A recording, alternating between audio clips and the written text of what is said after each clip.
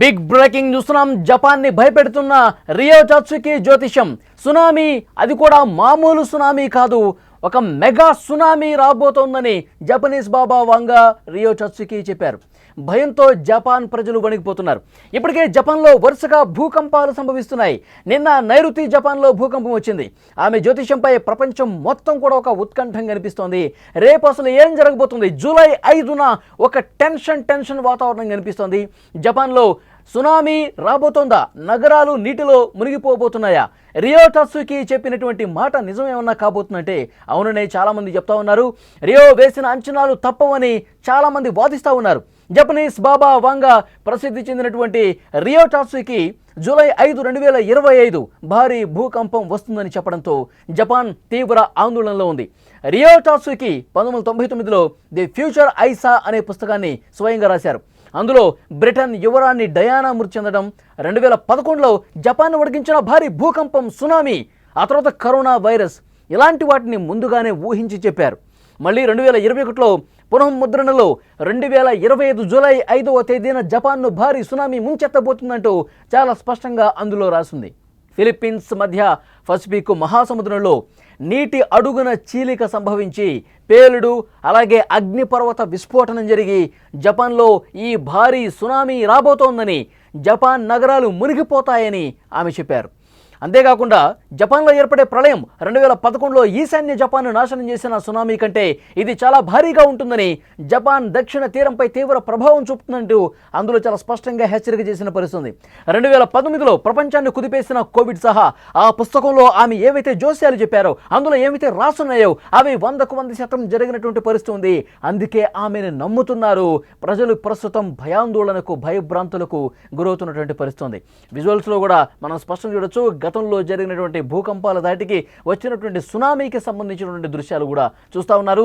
Rio టాట్సుకి మాటలు విశ్వసిస్తూ భయం భ్రాంతులకు గురవుతున్నారు.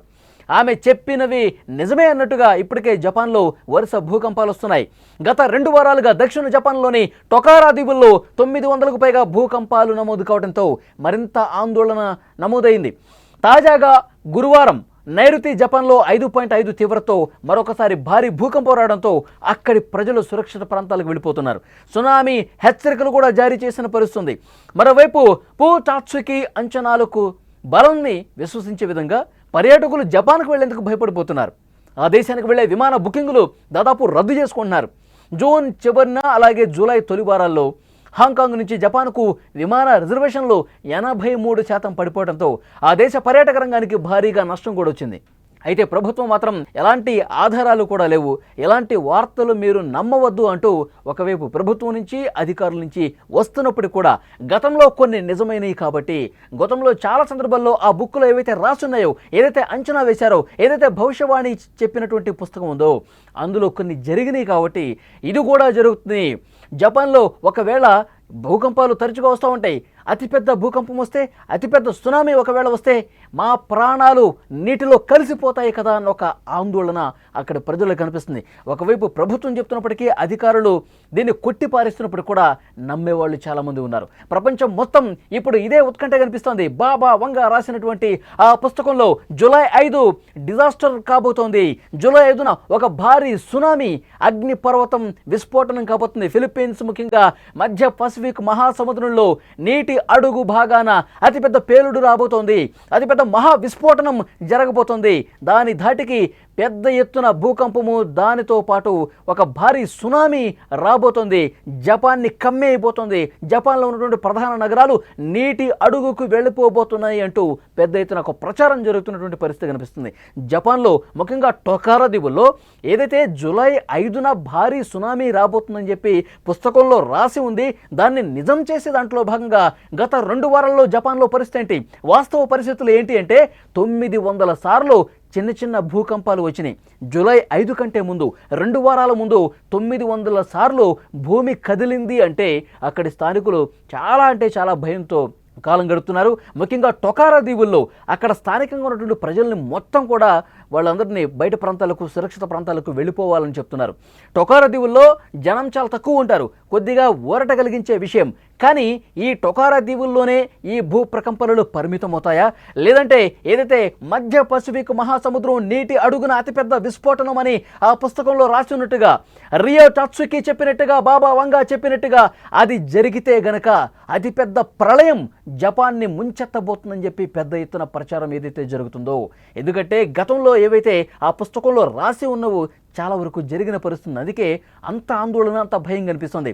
ప్రిన్సెస్ డయానా మృతి కావచ్చు, లేదంటే కరోనా వచ్చి ఒక అతిపెద్ద విపత్తు సంభవిస్తుందని చెప్పి అందులో కరోనా కూడా సంబంధించి రాసి ఉండటం, దాంతోపాటు మరికొన్ని విషయాలు కూడా అందులో పొందుపరిచి ఉన్నాయి. 2011 భూకంపం కూడా, సునామీ కూడా అందులో రాస్తుంది. ఇవన్నీ జరిగాయి కాబట్టి ఇప్పుడు జూలై 5న అతిపెద్ద సునామీ జపాన్ని ముంచెత్తబోతుందని రాసి ఉన్నారు. కాబట్టి అసలు అక్కడికి వెళ్ళకపోవటమే బెటర్, అక్కడ ఉన్నవాళ్ళు సురక్షిత ప్రాంతాలకు వెళ్ళటమే బెటర్. ఇదే చర్చ జరుగుతుంది. జపాన్కి వెళ్ళే వాళ్ళు ఇప్పటి వరకు 83% మంది జూలై 5 ప్రయాణాలను రద్దు చేసుకున్నారు. జూలై 5 ప్రయాణాలు పూర్తిగా అక్కడికి వెళ్ళకపోవటం మంచిదని చెప్పి చాలామంది పర్యాటకులు కూడా అనుకుంటూ ఉన్నారంటే వారిలో ఎంత స్థాయిలో భయం అనేది ఉన్నది కూడా చాలా స్పష్టంగా అర్థమవుతుంది. గతంలో ఉన్నటువంటి విజువల్స్ మనం చూస్తున్నాం. భూకంపం వచ్చినప్పుడు, సునామీ వచ్చినప్పుడు అక్కడి పరిస్థితులు, నగరాలు ఇళ్ళు మునిగిపోయి అసలు ఇళ్ళు పూర్తిగా కొన్ని మీటర్ల అడుక్కి వెళ్ళిపోయినాయి. అంటే ఎంత పెద్ద స్థాయిలో ఒక వరద ఉధృతి, అక్కడ సునామీ ఏ విధంగా వచ్చేస్తుందో చాలా స్పష్టంగా విజువల్స్ చూస్తున్నాం. గతం తాలూకు విజువల్స్ మీరు చూస్తూ ఉన్నారు. సునామీ వస్తే ఎంత భయానకంగా ఉంటుందో, ఎంత భయంకరంగా ఉంటుందో. నగరాల లోపలికి సముద్రం కమ్మేసుకుంటూ వెళ్ళిపోతుంది. ముందుగా భూకంపం వస్తుంది. భూకంపం వచ్చినటువంటి దృశ్యాలు మీరు చూస్తున్నారు, గతం తాలూకు దృశ్యాలు. భూకంపం వస్తే మొత్తం ఏ విధంగా ఊగిపోతాయో, అక్కడ ఇళ్ళు కావచ్చు, కార్లు కావచ్చు, కరెంటు స్తంభాలు కావచ్చు, అన్నీ కూడా ఏ విధంగా ఊగిపోతున్నాయో మనం చూస్తున్నాం. ఒక భారీ భూకంపం తర్వాత వాతావరణం ఒక్కసారిగా కామైపోతుంది, ఒక్కసారిగా నిశ్శబ్దం ఆవరిస్తుంది. కొన్ని నిమిషాలలోనే భూకంపం తర్వాత కొన్ని నిమిషాలు గ్యాప్ ఇచ్చిన తర్వాత అంతా నిశ్శబ్దంగా ఉన్న సమయంలో ఒక్కసారిగా పెద్ద ఎత్తున అలలతో సముద్రం నగరాల్లోకి చొచ్చుకొచ్చేస్తుంది. పెద్ద అలలతో జనాల మీదకి, నగరాల మీదకి వచ్చేసినటువంటి సందర్భాలు ఉన్నాయి. అలాంటి అతిపెద్ద సునామీ, ఒక మెగా సునామీ కనుక జపాన్ని ముంచెత్తితే మాత్రం బాబా వంగా ఏదైతే జ్యోతిష్యం ఉందో, బాబా వంగా రాసినటువంటి ఆ పుస్తకం ఉందో, దాని మీద మరింత నమ్మకం పెరిగే అవకాశం చాలా స్పష్టంగా కనిపిస్తుంది. అందరికి కూడా ఇప్పుడు జూలై 5వ తారీఖు ఏం జరగబోతుందని ఒక టెన్షన్ అయితే ప్రపంచవ్యాప్తంగా ఆ టెన్షను, ఆ ఉత్కంఠత కనిపిస్తోంది. ప్రజలు ఎంత బలంగా నమ్ముతున్నారంటే వాళ్ళ ప్రయాణాలను కూడా పూర్తిగా రద్దు చేసుకున్నారు. అక్కడ ఆల్రెడీ నివసిస్తున్న వాళ్ళు చాలా దూరంగా వెళ్తున్నారు. ప్రభుత్వం ఒకవైపు చెప్తున్నప్పటికీ కూడా అధికార యంత్రాంగం అక్కడ ఒకవైపు ఏర్పాట్లు చేస్తూ ఉన్నారు సురక్షిత ప్రాంతాలకు తరలించింది. ఎందుకంటే ఇప్పటికే అక్కడ 900 సార్లు చిన్న భూ ప్రకంపనలు వచ్చాయి కాబట్టి ప్రభుత్వం తీసుకోవాల్సిన జాగ్రత్తలు తీసుకున్నారు. కానీ ఏదైతే పుస్తకంలో రాసిందో, బాబా వంగా చెప్పిందో, జూలై 5వ తారీఖు ఒక మెగా సునామీ అని చెప్పి చెప్తా ఉన్నారు. నగరాలు ఈ సునామీ ముంచేసి అల్లకల్లోలం జరుగుతుంది. సగం జపాన్ సర్వనాశనం కాబోతున్నట్టు ఏదైతే రాసి ఉందో అది జరగటానికి అవకాశమే లేదని చెప్పి అధికారులు కావచ్చు, ప్రభుత్వం కావచ్చు, కొంతమంది శాస్త్రవేత్తలు కూడా కొట్టిపారేస్తున్నటువంటి పరిస్థితి. ఒకవేళ నిజంగా ముందస్తు జాగ్రత్త చర్యలు తీసుకోకుండా వాటిని కొట్టిపడేసి ఉంటే గనక అది ఒకవేళ నిజమైతే, ఒకవేళ అంటూ చాలా స్పష్టంగా అక్కడ ఉన్న ప్రజానీకం చెప్తున్నారు. నిజమైతే ఏంటి పరిస్థితి? మేము ప్రాణాలు కోల్పోవాలా? అక్కడ నీటిలోనే మేము సమాధి కావాలా? అంటూ చాలామంది జపాన్కి దూరంగా, తమ నివాస ప్రాంతాలకు దూరంగా వెళ్ళి బతుకుతున్నటువంటి పరిస్థితి. ఇప్పుడు బాబా వంగా చెప్పినటువంటి జోస్యం మీదే పెద్ద ఎత్తున చర్చ జరుగుతుంది. జూలై 5వ తారీఖు భారీ సునామీ ఏమైనా రాబోతుందా? నగరాలు నీటిలో పూర్తిగా మునిగిపోయే అవకాశం ఉందా? రియో టాట్సుకి చెప్పిన మాట నిజం ఎంతవరకు అవుతుంది? దీని మీదే అంచనాలు చేస్తూ ఉన్నారు. రియో వేసే అంచనాలు తప్పని వాదించేవాళ్ళు కొంతమంది, లేదు జరిగి తీరుతుంది, పెద్ద ప్రమాదం రాబోతోంది, 5వ తారీఖు అతిపెద్ద భూకంపం కూడా రాబోతున్నట్టు నమ్మే వాళ్ళ సంఖ్య కూడా ఉంది.